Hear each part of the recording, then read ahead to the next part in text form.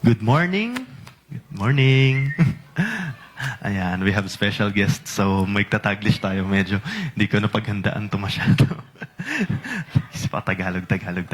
Magta-Taglish tayo ngayon. So, it is a great Sunday morning. And everyone is on time. Wow. So, I know that the Lord is blessed when we do our best to be excellent even in our time of arrival in this sanctuary. Ayan. So, I will just make this quick because I'll be speaking English maybe, so I'll be speaking very fast.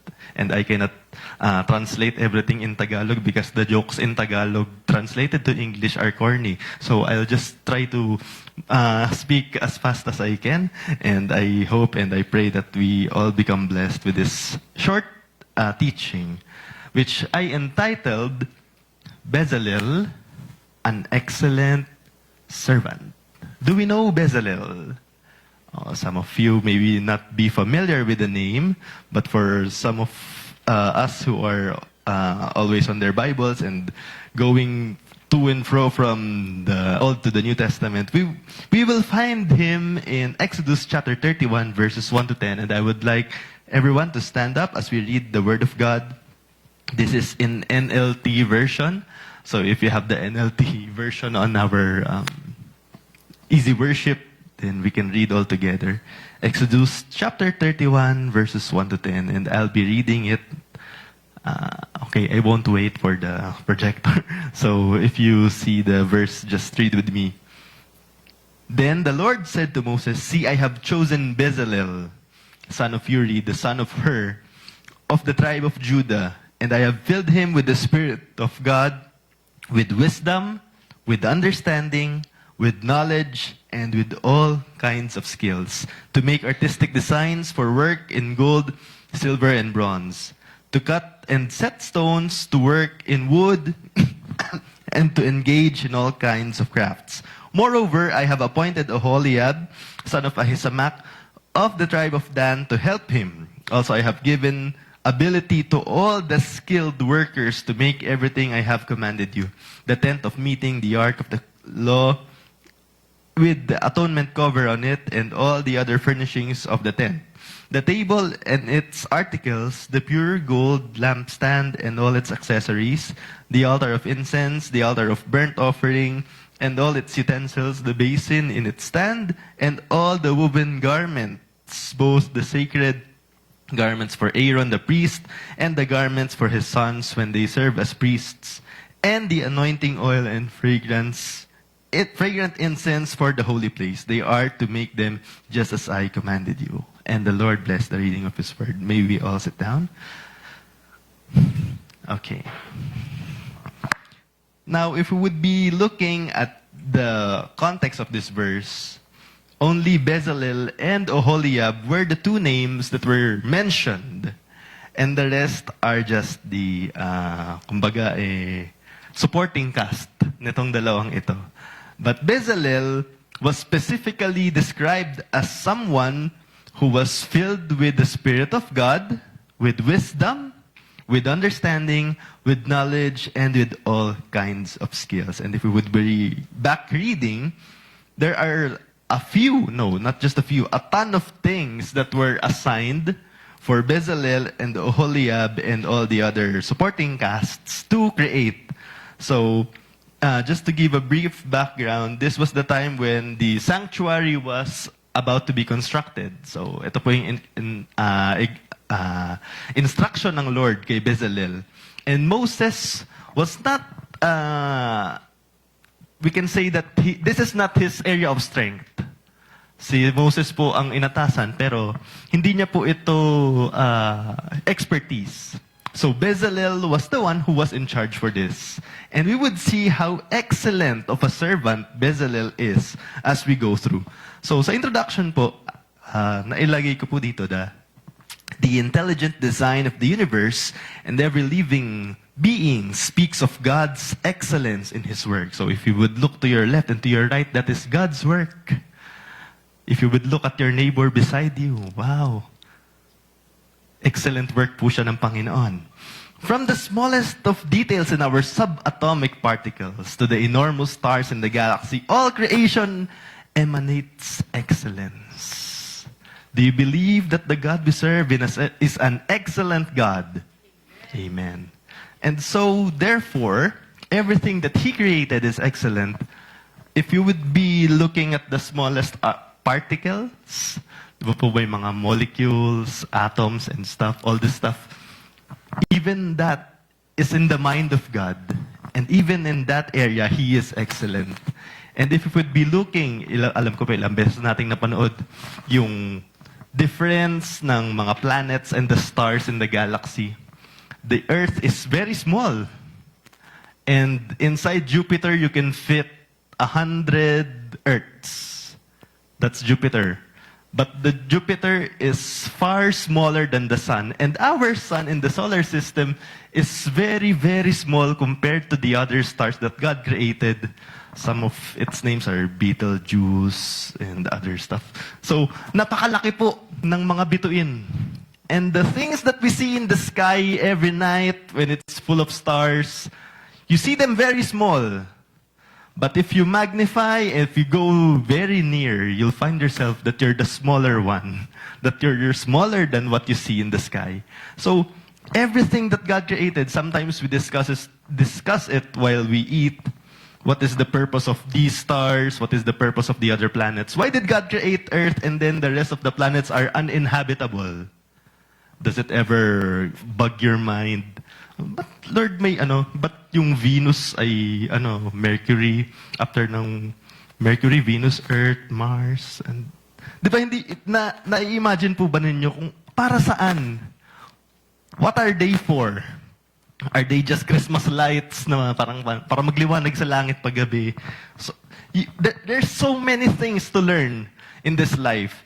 And did you know that if the Earth is a little farther from its orbit, it would be too cold for the Earth. And if the Earth is nearer or a step forward from its axis, it will be too hot to live in this planet. So, napaka-excellent ng Panginoon. Even in that very small detail, talagang makikita natin yung excellence niya.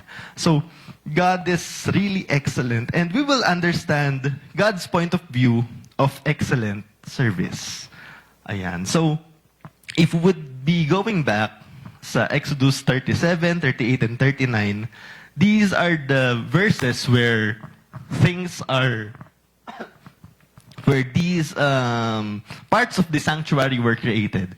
So, I won't be reading all the verses, pero I summarized it on how it was created. But I will try to read one, and I will show you how exact the Lord is. And this is His mind.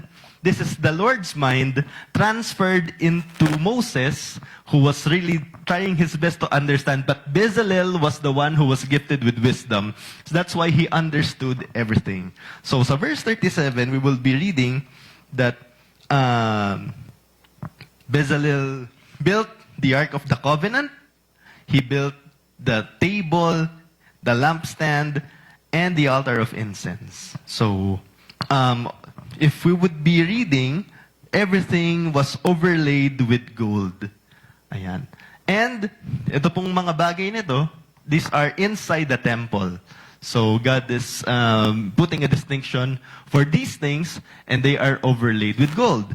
Sa 38 po, we will be reading that the altar of burnt offerings, the wash basin, and the courtyard posts, they are overlaid with bronze. So, then they can be seen outside the sanctuary. Yan po. And then it didn't stop there.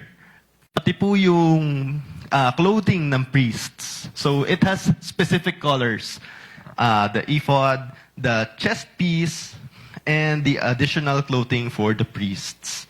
So I'll try to read one verse here na very specific ang pagkakalagay po ng Panginoon. Sabi po nung 37 verse 10, when Bezalel built the table, then Bezalel made the table of acacia wood 36 inches long, 18 inches wide and 27 inches high. He overlaid it with pure gold and ran a gold molding around the edge. He decorated it with a 3-inch border all around, and he ran a gold molding along the border. Then he cast 4 gold rings for the table and attached them at the 4 corners next to the 4 legs. The rings were attached near the border to hold the poles that were used to carry the table. He made these poles from acacia wood and overlaid them with gold. Then he made special containers of pure gold for the table, bowls, pans, jars, and pitchers to be used in pouring out liquid offerings. Now, it's difficult to visualize if we will just be reading it. Pero Bezalel was a visionary. He was not just a visionary, but he was full of wisdom. To be able to understand, to be exact in these measurements, shows how excellent the Lord is. For example, kung paano po create itong sanctuary na to.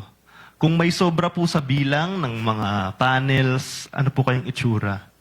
Kung ang ilaw po natin dito ay kulay pula. Di ba po? Talagang pinag-isipang maigi. And this is human's mind. But when it comes to the Lord's mind, sobrang excellent to the point that He's very exact, very specific with all the details that He will be putting. So what amazes me is that there are symbols in what God instructed Bezalel to create. Pagdating po dun sa mga colors, even the choice of elements that were used. So gold is a symbol of sacredness, holiness of God, divine presence. That's why these 4 things are inside the sanctuary.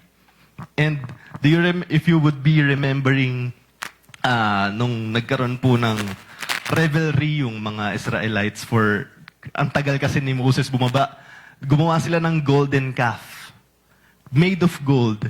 And to the Lord, it is detestable unang-una dahil ito po ay idolatry.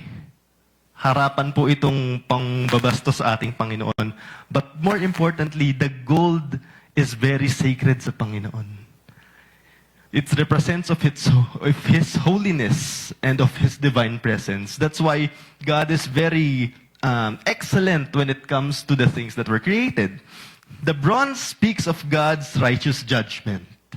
Yan. And blue, yan po, is the color of heaven. Purple is color of royalty, power, position. And scarlet is the color of mankind or blood. So these colors are not placed there by accident, but God has a special intention why He placed these colors. And if you would be noticing, blue pertains to Jesus as the Son of God because He was from the heavens. The scarlet pertains to Jesus as the Son of Man because it was the color of blood. And if you mix the 2 colors, it will result to... Hindi nag-aral ng MAPE. Sa MAPE namin na pag-aralan. Red plus blue equals purple. Pag green, nako po. Red plus blue equals purple. So it pertains to Jesus as the King of Kings and Lord of Lords. That's why He is 100% man and 100% God. Combined together, He becomes the King of Kings and Lord of Lords. That's the revelation. And that's how excellent the Lord's mind is. Will man have this kind of idea? Will man have this kind of understanding? Perhaps right now, marami na pong taong nagde-desire ng wisdom, like Solomon. But this is the Lord's mind compressed in a very small idea. And this is just a small portion of what kind of mind the Lord has. So, we will go to the characteristics of an excellent service displayed by Bezalel. First is, filled with the Spirit of God. There. So, in verse 2 to 3, I will be reading, "See, I have chosen Bezalel, son of Uri, the son of Hur, of the tribe of Judah, and I have filled him with the Spirit of God, with wisdom, with understanding, with knowledge, and with all kinds of skill." So, we'll be reading all that verses all throughout. and we will be understanding. So, as I always say, pag ako po yung nakatayo dito, any person can work hard, master their skills, and become talented, but not anyone can become filled with God's Spirit. Iba po yung anointed sa talented. Pwede kang talented pero di ka anointed. Iba po yung anointed, punong-puno po siya ng Espiritu ng Diyos. And that sets you apart.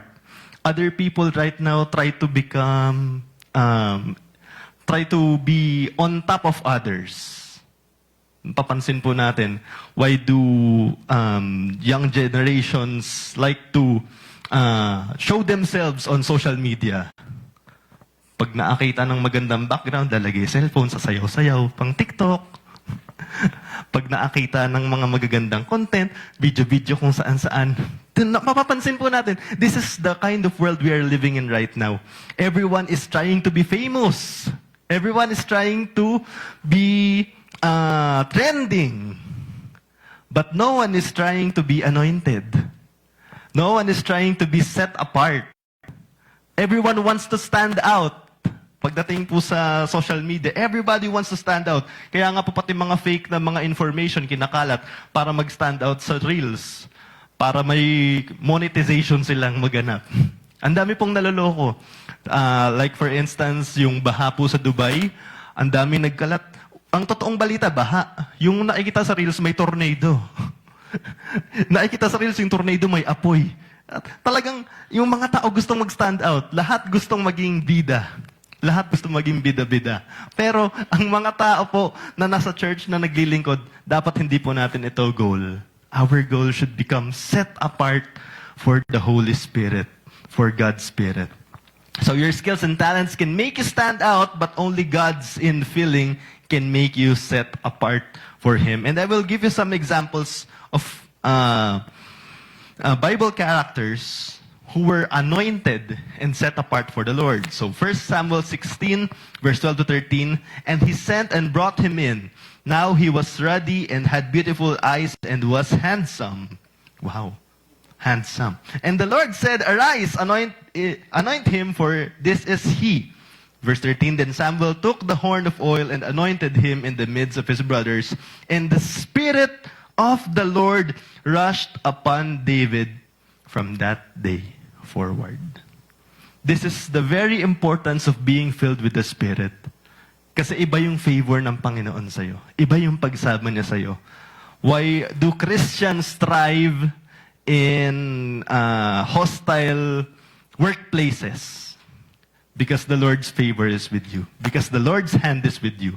Because He has chosen you and appointed you to do something great. Not just to work on your workplace, but to make a difference in the lives of the people around you. And that is the very purpose why it is important to be filled with God's Spirit. Not just to work there and be identified with everyone else.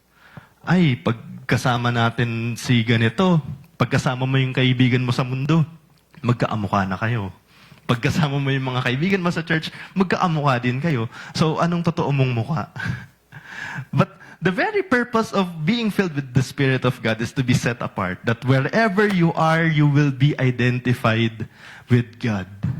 Very important po ang identity. And that is the same thing that David experienced. Before David became king, he was anointed and filled with the Spirit of the Lord. And who knows that maybe the person next to you will be the future of this country. Wala naman siguro interested sa politics. May tatakbo ba sa politika dito? May interested ba? Di po natin alam. But if you're filled with the Spirit, who can stop what God wants to do? So be ready. Be ready po. Meron pa pong isang filled with the Spirit. And this is Samson. The woman gave birth, sa Judges 13:24 to 25, the woman gave birth to a boy and named him Samson. He grew, and the Lord blessed him. And the Spirit of the Lord began to steer him while he was in Mahanedan between Zorah and Eshtaol. So, alam po natin yung kwento ni Samson. Hindi po lakas niya yung, his strength was not from his long hair. Otherwise, siguro magpapalong hair na tayo lahat dito para malakas tayo. But it didn't come from there. Yung long hair po just represents his obedience sa Panginoon. Because he was instructed not to get his hair cut. For he was a Nazirite, and at that time, iba po yung purification and sanctification rites for sa mga Nazirites. Pero yung pagpapaputol niya ng buhok was not because, hindi dahil doon na nawala yung lakas niya. But he disobeyed God because he was chosen and sanctified.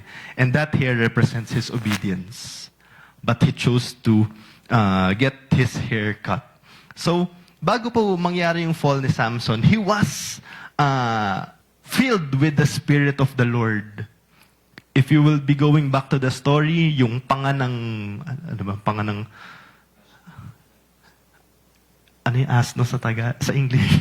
Ayun. Basta yung panganang animal, hindi po panganang tuna. Masarap yun. Basta panga po ng isang animal yung ginamit. And it was deadly enough to kill a lot of Philistines. Imagine, if you watch John Wick, lapis po ang gamit niya, nakakapatay siya ng ibang tao. Lapis. But this guy, this Samson, panga ang gamit niya. And he was able to defeat his enemies. Dahil ba yung panga ay deadly, poisonous? Hindi po. Because he was filled with the Spirit of God. And he was excellent to do it. Kaya nga po, Samson was able to defeat Israel's enemies because he was filled with the Spirit of God. So the way to stay anointed, ito po, everybody wants to be anointed, but not everyone tries to stay anointed. The way to stay anointed is to keep yourself consecrated. Because you can lose your anointing if your life is defiled. Your anointing doesn't last forever. If you do not keep yourself consecrated before the Lord, you can lose your anointing. That's why it is important to be consecrated all the time. And that's how God can keep refilling you with His Spirit. Second is full of wisdom. There. So, I will also explain some things here. Yan. So, it's the same verse. Wisdom improves the quality of a person's life. It is also essential for maintaining an excellent service for the Lord. Wisdom. Mapapansin niyo po, there are three things there. Wisdom, understanding, knowledge. Wisdom, understanding, knowledge. Mamaya po, we will define what are the differences of wisdom, knowledge, and understanding. So, Bezalel received very specific and detailed instructions when he was tasked to construct the sanctuary. Pag nakita na po naman natin kung gaano ka-detailed ang Panginoon, even the measurements, even the type of materials na ginagamit, talagang specific ang Panginoon. So, the elements, measurements, and all the materials to be used are of excellent quality and require a high level of wisdom to build. Sobrang talagang very detailed ang Panginoon. And if you will be noticing, ito pong mga create na mga bagay na ito, they are made of acacia wood. Sa Tagalog, acacia. Sinosyal natin, acacia. Sa English. Ewan ko kung tama yung translation. Pero acacia wood. Bakit po acacia wood? If you know the characteristics of acacia wood, sino pong nakakita na ng puno ng acacia dito? Ayan, hardwood. Hindi pa po ako nakakita nun eh. Hindi ko alam yun eh. Pero, what I found out is, acacia wood is a strong and durable wood, stronger than hickory and oak. Wow. So, napaka-tibay pala nitong acacia wood na to. And resistant to moisture. Kaya pala, yun yung pinagamit ng Panginoon because if there is moisture in a woodwork, madali po siyang mag-deteriorate. Tama po ba sa mga nagwo-woodworks? Kapag nabasa po yung kahoy, madali po siyang masira. Oo, tama. Ayan. So, possible na talagang ito po ang reason kung bakit po ito po ang pinagamit ng Panginoon, acacia wood.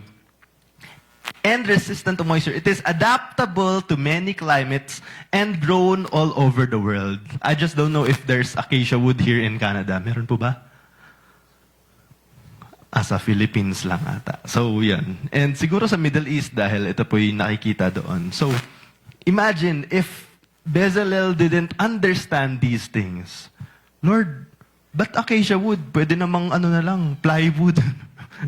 Pwede naman yung styro na lang. Wala namang styro ng time na yun. Pwede siya magdahilan. Lord, ba pwede yung na lang, yung malunggay. Malunggay. Hindi natin alam. Pero, so, alam ni Bezalel, he was not just acting out of obedience, but he was also knowledgeable. He had wisdom. That's why he was able to create the things that were meant for the sanctuary. And the choice to use such materials and knowing how to use them requires wisdom. Anyone can have these materials for use, but without wisdom, excellence will not come out. The same way that we have these instruments right there. Kahit sino po pwede umupo dyan. Anyone. But without wisdom, umupo sa drums, pinalo yung poste. Umupo sa drums, pinalo yung MacBook. Walang wisdom. Yung nagki-keyboard, pwede po siyang umupo sa keyboard, pero kung hindi niya alam paano itipahin yung keyboard, hindi po lalabas yung excellence. And it's the same with us. Even this life. If we know that God has instructed us to follow Him and obey Him, pero hindi natin ginagawa yung panuntunan ng Panginoon, wala pong wisdom. Hindi lalabas ang excellence. Especially if we live in sin, if we have secret sins, na paulit-ulit, pabalik-balik, we do not have wisdom if we keep on falling on the same things that destroy our lives. Kaya nga po, importante yung excellence. And importante na element ng excellent service ay wisdom. So, if you look at the person next to you, may wisdom kaya siya. Ayan. So, wag na lang husgahan. Pero, I believe that every one of us is given ng Panginoon ng wisdom. Ayan. Third thing here is full of understanding. So, may difference po pala. Wisdom, understanding, and then knowledge. So, understanding naman po. Understanding is the ability to comprehend information you acquired. It is essential in turning your knowledge into wisdom. So if you get knowledge, you need understanding to transform it to wisdom. Otherwise, if you just have your knowledge and you don't have understanding, hindi magiging wisdom. Kung may understanding ka lang, nasa gitna ka lang. So, may understanding is the bridge between knowledge to wisdom. So, Bezalel possessed such a great wisdom that he could combine those letters of the alphabet with which heaven and earth were created. This kind of understanding enabled him to deliver an excellent service for the Lord's sanctuary. Ibang level si Bezalel. I thought that Solomon was the elite of the elites when it comes to wisdom. But if you forgot to trace kung ano po yung ginawa ni Bezalel, he was excellent and full of wisdom in a different thing. Aesthetically, sa mga Gen Z dyan, aesthetics, mahilig sila. And artistically, talagang masasabi mong, wow, aesthetic talaga si Bezalel. And there are also some verses here that speaks about understanding. Sabi po ng Psalm 119, verse 33 to 34, "Teach me, Lord, the way of your decrees, that I may follow it to the end. Give me understanding, so that I may keep your law and obey it with all your heart." And if we would be tracing the formula, teach me, the Lord, the way of your decrees. The way of your decrees is acquiring knowledge. So, when God teaches you something, when you read something from the Bible, you acquire knowledge. And give me understanding. The understanding is for comprehension, para maunawaan ko, Lord. And then it should transform you, it should develop into wisdom, that I may keep your law and obey it with all my heart. The wisdom part is obeying God with all your heart. Yan. So, halimbawa po, pagdating po sa pagluluto, ilang beses ko po napanood sa Reels to eh. Halimbawa po, hindi na lang pagluluto. Pagising mo sa umaga, meron kang black coffee. And then, merong dalawang nakalagay na lalagyan sa harapan mo, jar lang. Parehas puti ang laman. So, isa doon asin, isa asukal, pero di mo alam kung alin doon. Pag natsambahan mo na asin, ang nalagay mo doon sa isang kape mo, goodbye ba to?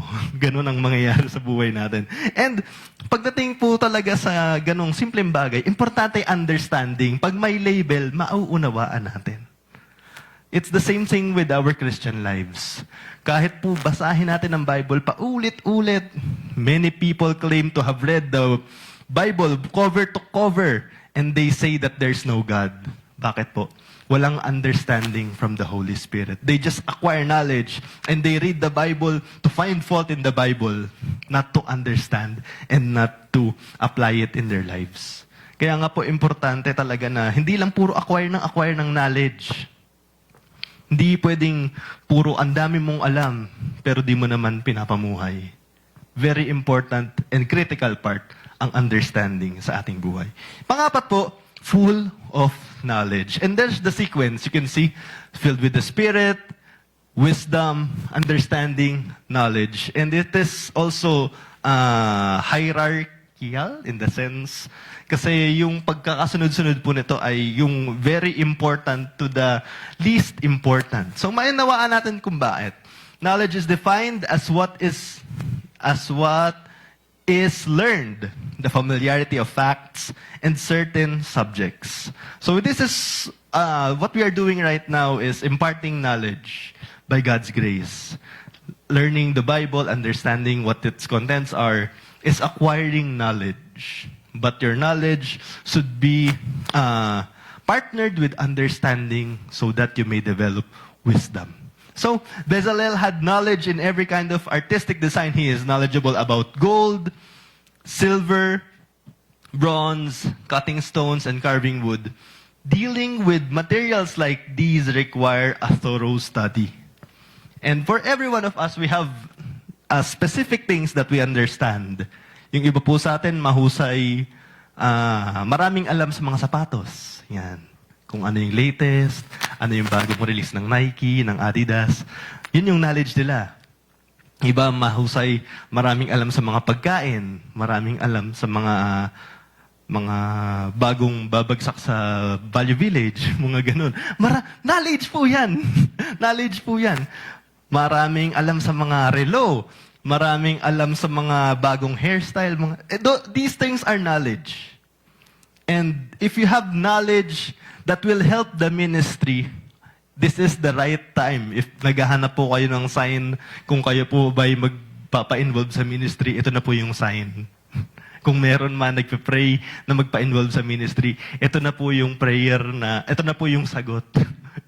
And I pray, and I pray, and I pray that the Holy Spirit gives us this conviction in our hearts na hindi po sayangin kung ano man po yung in-impart ng Panginoon sa atin. So, during that time, it was impossible to achieve gold leaf. Pag binasa po natin, yung mga create nung time na yon, the altar, the Ark of the Covenant, manipis po paano po mapupuno ng ginto ang isang Ark of the Covenant? Na-imagine niyo po ba? Tinunaw siguro yung gold tapos binuhos. Kaso may melting point at may freezing point ang gold.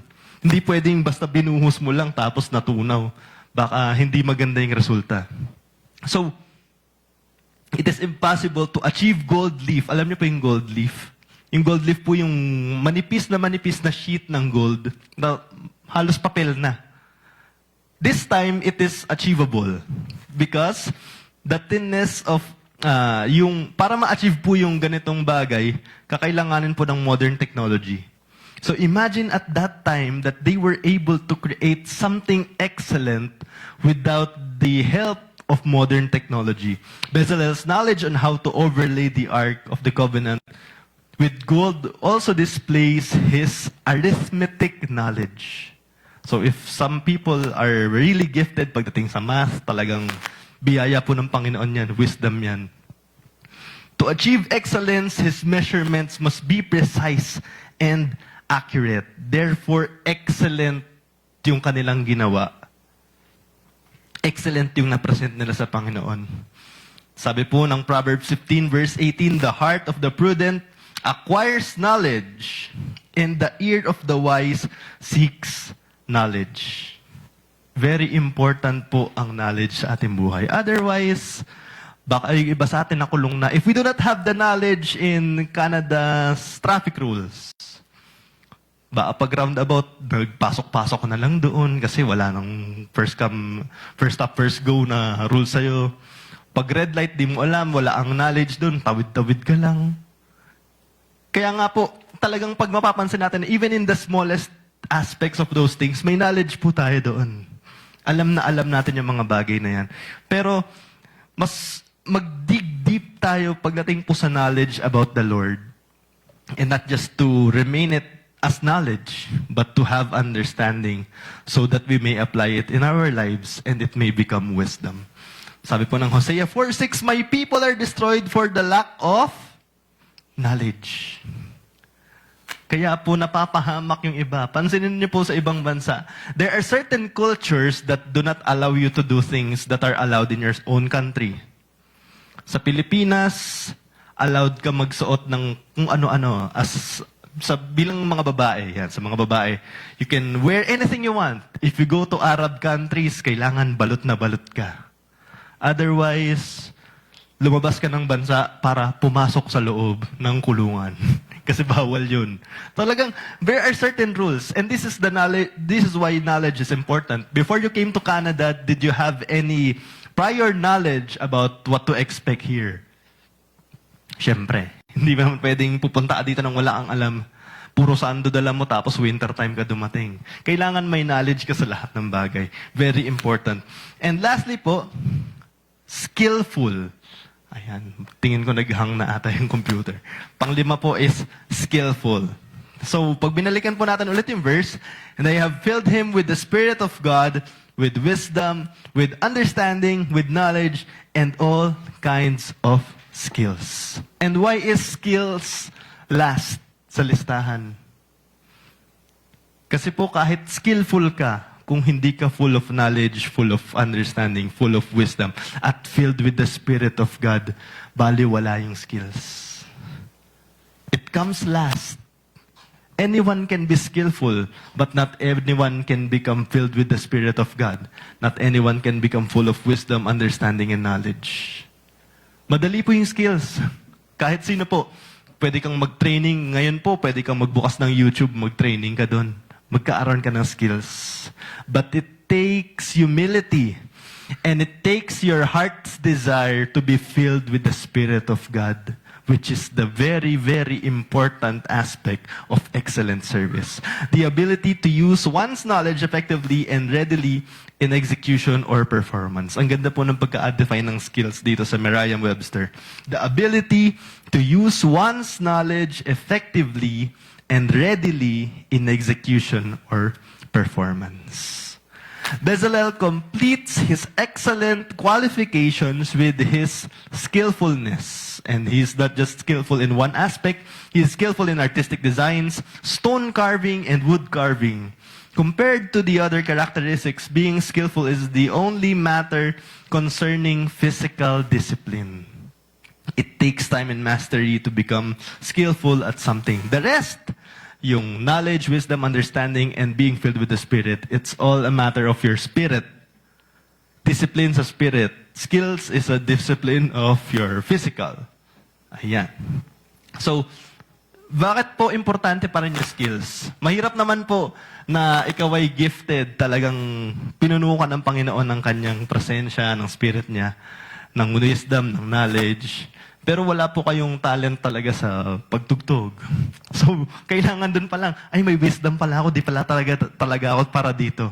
Or kumakanta ka, tapos magkahiwalay kayo ng musicians. Nagle-letter Y kayo kasi papunta ka sa kaliwa, yung mga musicians papunta sa kanan. Tapos nagtitinginan kayo, ano nangyayari sa atin?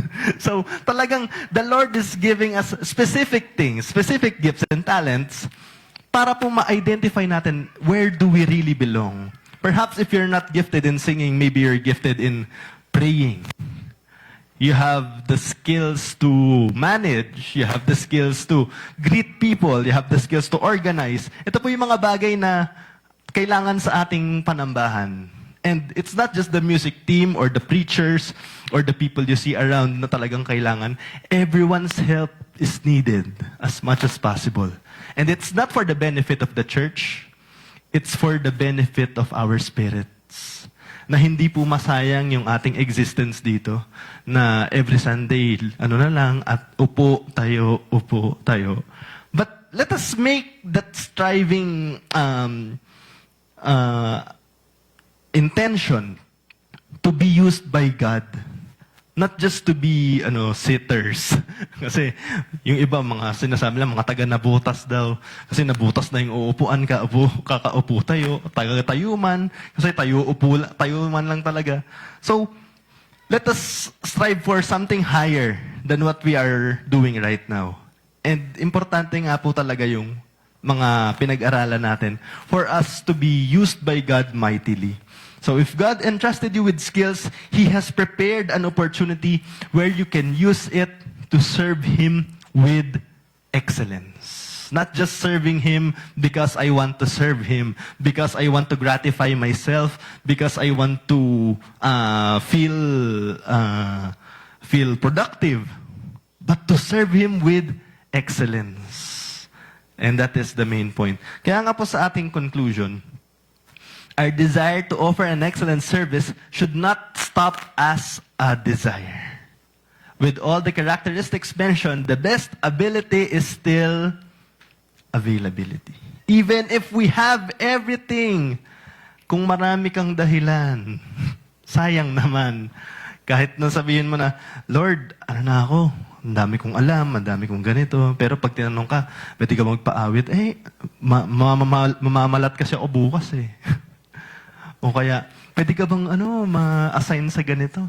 Ay, hindi sister, bukas magkakagout ako bukas eh. Pwede bang ganun? Diba? Sometimes, if you try to check yourself, puro, ang dami kong dahilan. Ang dami kong excuse. But I do not even give myself the chance to be involved at something. And when the time comes for you, baka huli na. Because when you were given the chance to serve, may mga inhibitions ka. Or maybe sins that stops you from being used by God. Lord, pwede na ako, kaya lang, hindi ko mabitawan tong ginagawa ko na to eh. And that's where your availability also becomes affected. Lord, may skills naman ako. Pinagpaalam mo ako sa ganito. I have knowledge. I know how to play the instruments. But even your sin can stop you from your availability. If your sin stops you from being available, talagang, yun na lang, isuko mo sa Panginoon. Kasi kahit meron ka ng lahat, kung hindi ka available, God cannot use you. And you can't be excellent for the Lord. At nabasa ko rin po dito, if you are being challenged by God really to allow yourselves to be used for excellent service, there are some people na sinasabi na pag naglingkod ako sa Diyos, baka pagkulangin ako. Kasi baka yung pamilya ko, wala na ipapakain or ganito or ganyan. Pag binasa po natin sa Exodus chapter 36 verse 2-7, and this is the last verse, magugulat po kayo kung ano po ang nare-reap ng mga taong nagpapagamit excellently sa Panginoon. Babasahin ko pa yung buong verse. Then Moses called Bezalel and Aholiab and every gifted artisan in whose heart the Lord had put wisdom. Everyone whose heart was stirred to come and to do the work. And they received from Moses all the offering which the children of Israel had brought for the work of the service of making the sanctuary. So they continued bringing to him free will offerings every morning.